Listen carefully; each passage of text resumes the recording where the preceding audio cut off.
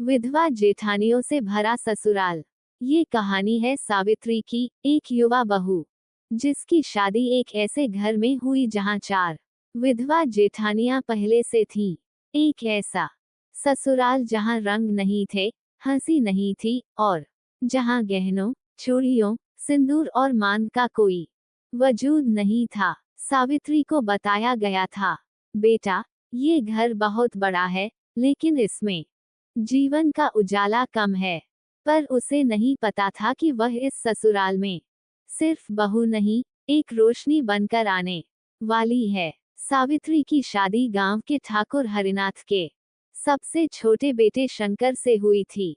शंकर पढ़ा लिखा और विचारशील था, इसलिए सावित्री को भी पढ़ी लिखी, समझदार बहू के रूप में घर लाई गई।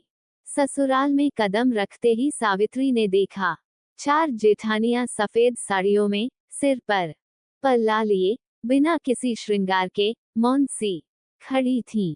घर की दीवारें साफ तो थीं, पर उनमें रंग नहीं था। न कोई तीज, न कोई त्योहार, सब कुछ जैसे ठहरा हुआ। शादी के चौथे दिन सास ने सावित्री से कहा, बेटा, इस घर में हंसी नहीं होती, विधवाओं के बीच चूड़ियों की खनक नहीं होती, समझदारी से रहना। सावित्री को जल्दी ही समझ आ गया कि इन जेठानियों की चुप्पी में बहुत कुछ दबा है। सबसे बड़ी जेठानी गौरी 25 साल की उम्र में पति की मृत्यु के बाद सफेद कपड़ों में जी रही थी, पर आत्मा में साहस था। दूसरी जेठानी ललिता बच्चों को पढ़ा रही थी, पर खुद की भावनाओं को कभी व्यक्त नहीं करती थी। तीसरी जेठानी सरोज हमेशा घर के कोनों में छुपकर रोती रहती। चौथी जेठानी कुसुम सबसे छोटी, उम्र 30, पर चेहरे पर कोई भाव नहीं। सावित्री धीरे धीरे उनके पास बैठती, चुपचाप रोटियां बेलती और कहानियां सुनाती। वह उन्हें सुनती थी, समझती थी। एक दिन सावित्री ने सरोज की अलमारी से पुरानी चूड़ियां और बिंदी देखी। वह बोली, दीदी, क्या मैं ये पहन लूं? सरोज ने डरते हुए कहा, इन चीजों को देखना भी गुनाह है इस घर में। पर सावित्री ने मुस्कराकर कहा, जब माँ सीता को वनवास मिला था, तब भी उन्होंने साड़ी की किनारी से राम का नाम लिखा था। तो विधवा होना क्या ईश्वर से रिश्ता तोड़ने जैसा है? उस दिन से सावित्री ने घर में चुपचाप रंग भरना शुरू किया। दीवारों पर रंगोली, मंदिर में फूल, आंगन में तुलसी और जेठानियों के थालों में मिठास।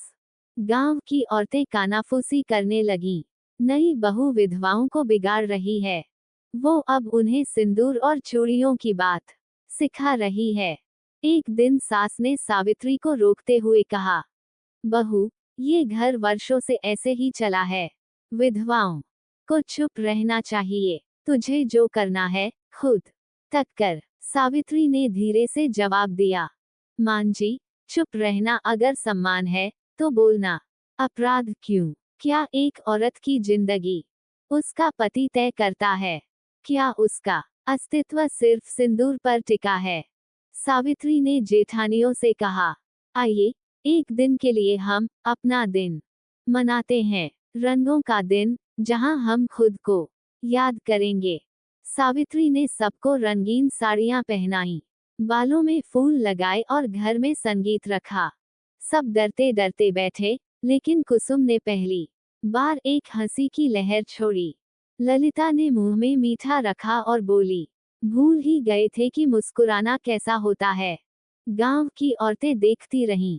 वो 4 विधवा औरतें रंगीन साड़ियों में क्या कर रही हैं। पुरुषों ने पंचायत बुलाई। ठाकुर हरिनाथ और उनके बेटे शंकर ने कहा, अगर कोई बहू अपने जेठानी के चेहरे पर हंसी लौटा सकती है, तो वह घर की इज्जत बढ़ा रही है, घटा नहीं रही। अब वह घर सिर्फ एक हवेली नहीं था, अब वह संवेदना का मंदिर बन चुका था।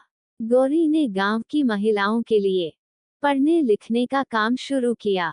ललिता ने लड़कियों को ट्यूशन देना शुरू किया। सरोज ने चित्रकला सिखानी शुरू की। कुसुम ने कढ़ाई का काम शुरू किया। और सावित्री, वह उस ससुराल की वो बहू बन गई, जिसने रंगों को फिर से जीवित किया। एक विधवा का जीवन समाप्त नहीं होता, वो नया अध्याय बन सकता है। एक बहू अगर घर की नींव हिला सकती है, तो उसे दोबारा भी संवार सकती है। सम्मान चुप रहने से नहीं, अपने अधिकार को पहचानने से आता है।